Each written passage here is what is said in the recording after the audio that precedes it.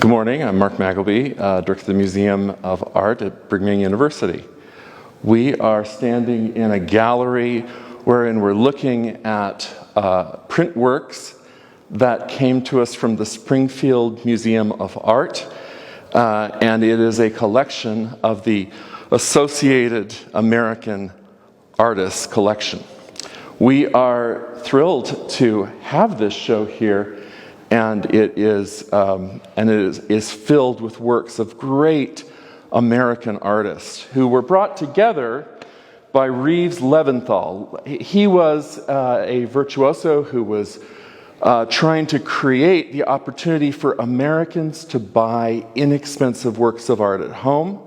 Initially, and he co-opted a number of artists from the studio of Thomas Hart Benton, and he went on to sell prints from the various artists for about $5 a piece retail, and it became very, very popular to collect them.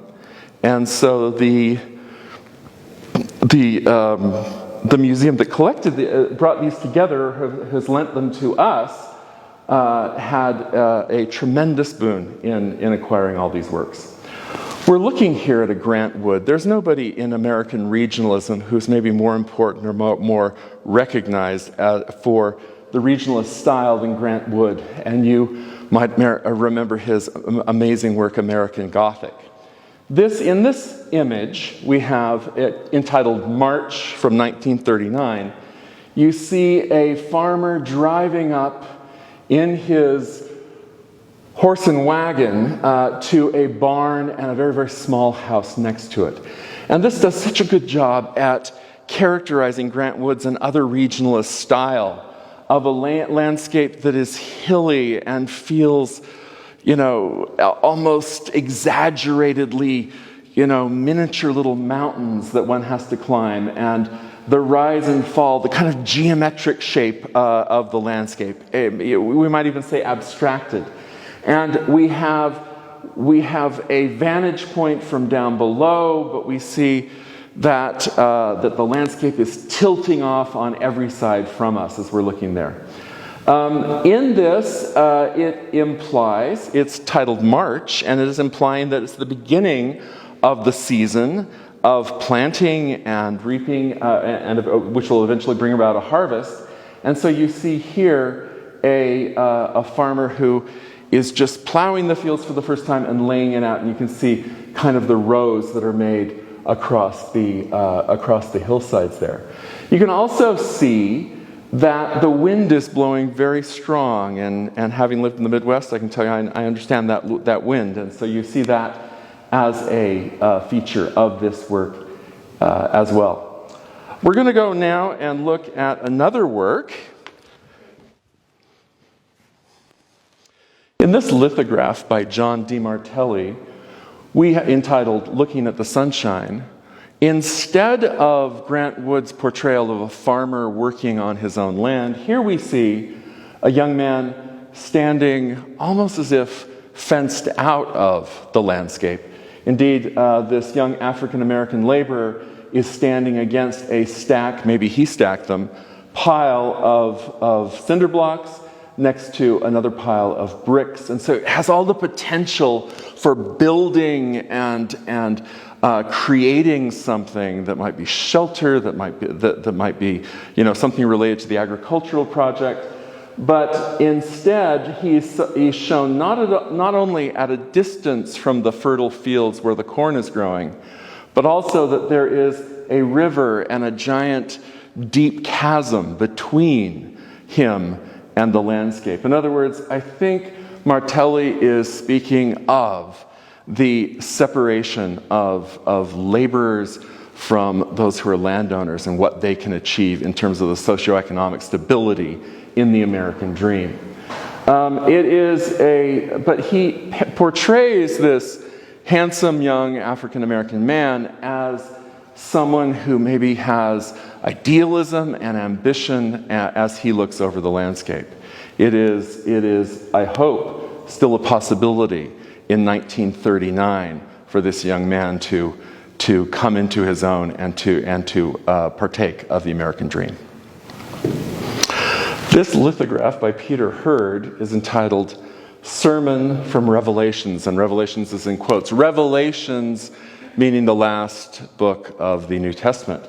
And you see in it a portrayal of a regionalist, or a regionalist sermon being taught, and it looks like a revival meeting.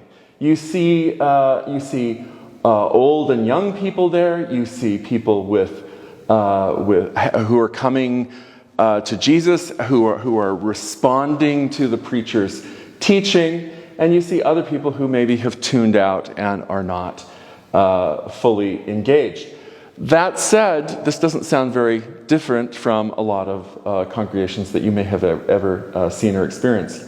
One of the things that I like about this is using the lantern on just behind the preacher, which might have made it almost a silhouette as the audience is looking at him.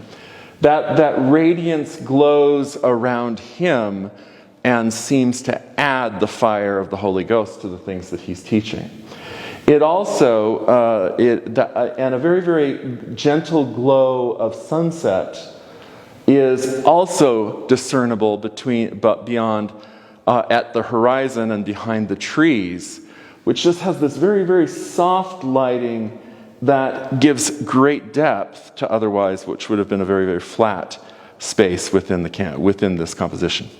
John Magleby has created this lithograph, Swing Low, Sweet Chariot, which includes a host of heavenly beings descending with a chariot to pick up the soul of a person who lays dying, seemingly the mother of the house, who lays dying on her deathbed. You see smoke going up from the chimney that intermingles with the clouds that are part of the descent of these angels.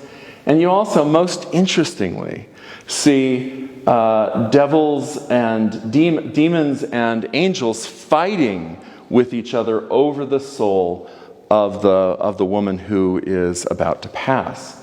And I think that we also see, though, that the angels are far more present, that there are more angels and who are fighting for the soul of the soon-to-be deceased woman than there are the devils. And so we're given a lot of optimism here.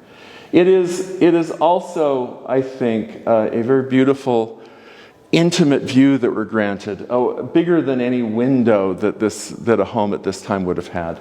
There is almost like a barn door. It opens up so that we can see the family gathered around the soul who is about to pass on.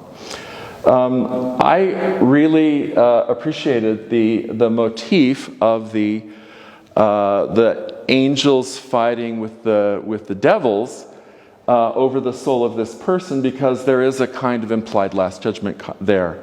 And I remembered, and I'll show you now, Michelangelo's version of this, wherein an angel, a soul that was ascending up to heaven is then being pulled down by a devil.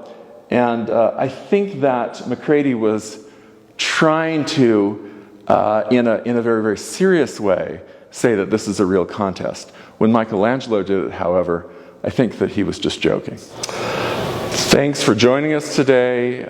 We strongly encourage you to attend Art for the People, the Associated American Artists collection from the Springfield Museum of Art.